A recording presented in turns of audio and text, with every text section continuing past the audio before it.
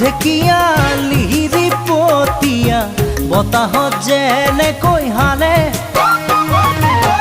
ঢোলৰে চাপৰত তোৰে লাহি কঁকাল দুচেও তিনি চেওকৈ ভাগে